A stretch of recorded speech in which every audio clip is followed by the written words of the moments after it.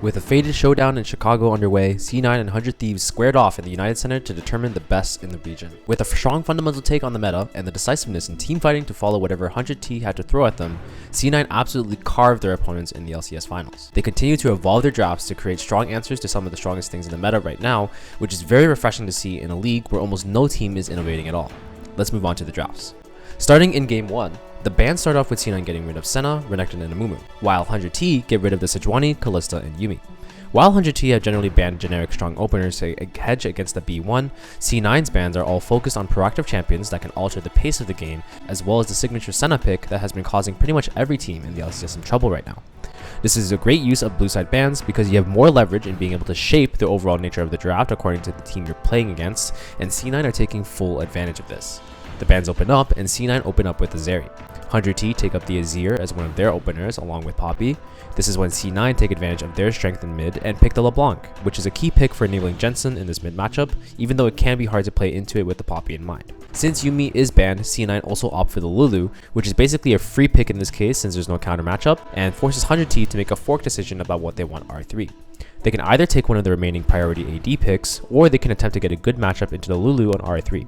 They opt for the Sivir, which is in my opinion the better choice because the enchanter pool is still otherwise very wide open and there's a lot of interpretations there. Since it has not been taken already by this point, 100T ban out the Trundle by default, just to prevent that matchup from ever coming to fruition.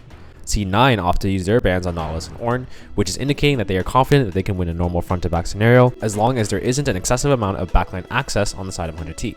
100T used their last ban on Wukong, which is one of the best remaining in-slot jungle picks right now. The R4 comes out and it makes much more sense for 100T to use their pick on support here so they can get a counter pick and also save their top pick for R5, which is always super powerful. Soraka is the answer here, which is pretty strong in many cases as long as it's uninterrupted. This is where C9 just crank it to 11 and send it with both the Nocturne and the Kennen picks. These are two champions that allow C9 to actually answer the Soraka completely past all of the disengage that 100T otherwise have. It's so smart to have these picks be the answer because the Nocturne can go completely through Poppy and Azir, so it makes it much less useful to have these picks against Nocturne. Kennen is also one of the only forms of engage that does not require an initial dash, so this is also another form of it. The R5 for 100T to respond to this as much as possible is Malphite in this case, which is mainly picked for the matchup topside, while being able to play towards the way 100T wants to play fights. Malphite can use his increased level of poke with Arcane Comment to basically nullify the ranged harass that Kennen has, and in team fights he can play either direction as well. The only thing is that 100T are technically opting into a weak side matchup using their R5 pick, also picking Malphite into an AP champion, and their scaling is not that great either on topside. They also don't have a true answer to Nocturne being able to access backline, especially if some of C9's other forward champions can get there. This game is very contingent on C9 getting ahead on Nocturne, but with a good matchup in jungle and the ability to get enabled by LeBlanc here, I favor this draft 60-40 for C9. After their loss in Game 1, 100T opt in to take their chance on blue side for Game 2. In this game, 100T banned the Sejuani, get rid of Jensen's LeBlanc, and banned the Azir. C9 banned similarly to last time, getting rid of Senna, Kalista, and Renekton. 100T take the Zeri B1 this time, while C9 opt to snag the newly available Yuumi for Game 2. Instead of opting for either of the prominent defensive jungle picks in this game, Blabber straight up opts for the Wukong instead. This pick likely isn't about getting something that's necessarily best in slot, but more so what works well with C9's style of play, which oftentimes can honestly be better than what is perceived to be good by the meta per se.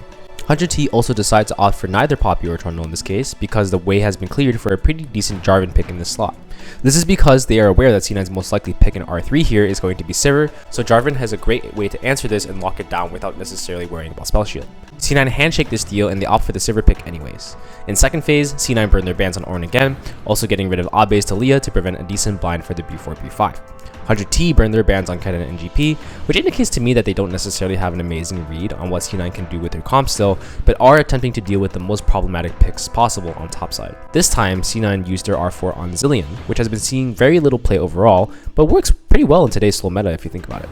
Sylas is the response by 100T, pretty decent matchup, along with a blind Fiora. Although Fiora can typically fare well into almost every matchup possible, it's still very risky to blind since it allows teams to build competitions that can take advantage of Fiora's weaknesses in team fighting, or in the case of C9, gives them a chance to pick one of the few matchups that are actually good into Fiora with the Jax. Overall, this draft in Game 2 is a very spicy one that has a heavy emphasis on the topside matchup especially. In my opinion, I consider this draft pretty much a 55-45 for C9, mainly because of the slightly increased agency in top and jungle. It's otherwise a very close draft. pushing to game 3, and despite the attempt to change up the pace of the game, C9 have been able to get a hard read on the way that 100T likes to play the game. At this point, they definitely have to try and change their draft strategy to further experiment and try new ways to find weaknesses in C9's playstyle. The bans follow a similar path as usual. 100T ban out the Sejuani, LeBlanc, and swap out the Azir ban for a Yuumi ban. C9 maintain their Senna and Kalista bans, but don't feel the need to rid themselves of the Renekton, so they instead prevent the Azir opener from 100T.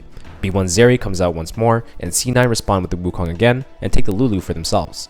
This time, 100T don't let the Taliyah fall into second phase, so they take it right away in the B2, B3, along with Poppy. The standard Sivir R3 priority take follows, and we quickly move into the phase 2 bans. The key difference in this draft is the Taliyah pick being upfronted.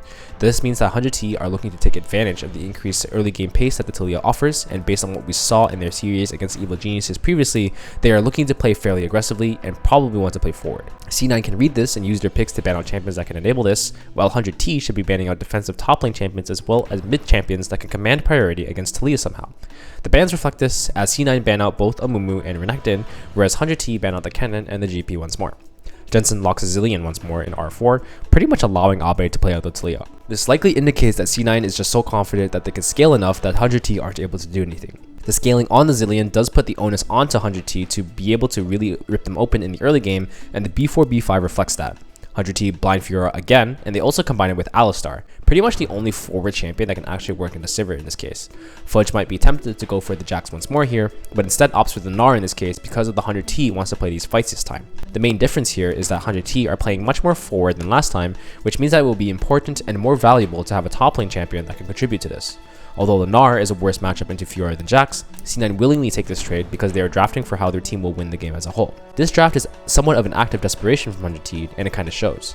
They have the resources to take over the game if they can get an advantage, but the difficult part is really making the right plays to get there and being able to stand against what's been good in the meta. With the comp they have, it's not very hard for C9 to minimize their risk in the early game and outscale this 100T squad, so this draft is pretty much 60-40 favor to them. This series overall was just a great example of C9's ability to adapt to what needs their comps have in order to answer the norm in the LCS right now.